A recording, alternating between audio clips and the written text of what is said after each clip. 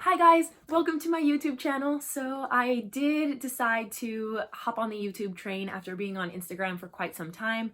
For those of you who already follow me, welcome back. And for those of you who might not follow me yet, you can head over to Instagram and follow me at my handle at PrescriptionFitnessMD. I post a lot of fitness advice, home workouts, and then most importantly, the majority of my content is related to my journey through medical school, and I hope to continue doing that throughout residency. I really enjoy mentoring students, I enjoy tutoring students, so I try and give as much advice as I can on the Caribbean medical school journey, step 1, step 2, MCAT, and even tips for pre-meds. So give me a follow, and I hope that you enjoy my YouTube channel. So basically what I'm going to do in this first little intro video is just kind of tell you guys how I got into medical school in the first place and how I wound up where I am now. So I graduated in 2015 from Temple University in Philadelphia with a bachelor's degree in biology. And while I was at Temple University, I did compete on the Division I track and field team. And so this did prove to be very challenging in terms of managing both high stress academics as well as athletics. Being a Division I athlete is a huge challenge in itself, and getting into medical school is also a huge challenge in itself. So balancing these two things was far from easy. I had 3 days to do the same amount of work my colleagues had to do 7 if you take into account travel and competition time.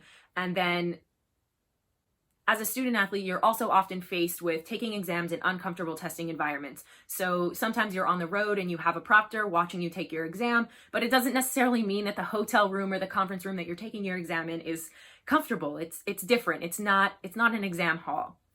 So despite all of this, I did wind up with a 3.61 GPA in my undergrad. Not shabby.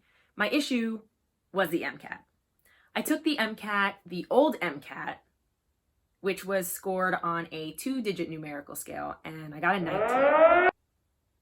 Since you guys probably aren't familiar with the old MCAT scale, I'll just tell you that a 26-27 at the time was the average score for most schools. And if you really wanted to be sure you were going to get into a US medical school, you realistically needed around a 30-32. So I knew that I wasn't going to be getting into medical school my first time, but what did I do? I was told to apply anyways. Because what's the worst that could happen? In retrospect, I probably wouldn't have wasted my money knowing now that programs who receive thousands of applications have filters, and no program was including a 19 MCAT in their filter. So I took a year off after graduation. I took a gap year. I did some clinical research. I got a job helping interpret and measure EKGs, which I found very beneficial in medical school, but during my gap year in the summer, I did decide to take my MCAT a second time. However, I was one of the guinea pigs because I was now going to be taking the new MCAT, which was on the 3-digit numerical scoring scale. So honestly, I don't remember what I got, but I know it was well below a 500. So again, no filters are including people who have a well below 500 MCAT score, but I decided to apply to both MD and DO schools this time, and not to my surprise, I got one wait list and never wound up getting the interview. So again, I didn't get accepted to any US medical schools. So how did I find out about Caribbean medical schools in the first place? Honestly, I was on lunch break from work one day and I met a kid in Rittenhouse Square. For those of you who are familiar with Philadelphia, I was just walking around the park. I met a kid who was also trying to get into medical school, and he had just gotten accepted into a post-bac program.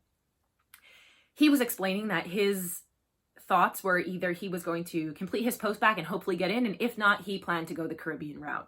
So from that day, I started researching Caribbean medical schools, and now here I am. I am an SGU student about to graduate. So why not at least consider doing a post-bac program? And to be honest, I did. I considered doing a post-bac program, and I even considered doing a master's program in genetics. But in reality, neither of things I didn't feel were for me. So first of all, I was tired of spending time in school learning things that weren't medicine. I just wanted to be a doctor. I didn't want to be a geneticist. I didn't want to be studying animals anymore. I didn't want to be spending any more time in a physics lab. I just wanted to be a doctor, and I wanted to start learning things that were going to help me treat patients in the future. So that's the first reason I just wanted to go to medical school. I had already been rejected 2 times. I didn't really want to put more eggs in a basket that might not get me where I wanted to be anyways. The second thing to consider is cost. Of course, Caribbean medical schools are way more expensive than those in the United States. But you're also taking a huge chance if you go to a post-bac program or a master's program. You have to reapply for the application cycle again. You have to retake your MCAT again. And being in either of these programs anyways doesn't guarantee you that you're going to get into medical school. It doesn't guarantee you a seat. So for me, from a financial aspect, it was eventually I wanted to get into medical school, that I was becoming a doctor and I was going to find my own way if I had to.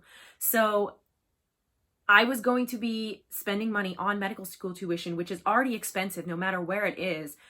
And I would have more loans from a master's program and a post-bac that might not get me where I need to be anyways.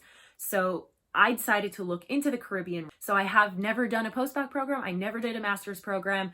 And I did apply to 4 different Caribbean medical schools, ultimately choosing St. George's University, which I'm about to graduate from here in a few short weeks. Obviously, there's a pandemic going on, so I am creating this YouTube video for you guys, but we'll do a separate video on the pros and cons of Caribbean school and whether or not it's for you, but have some more content ready for you guys in the future. But for today, that's all I have. I hope this kind of gave you a general idea of just how I got to be where I am today and why I'm doing what I'm doing.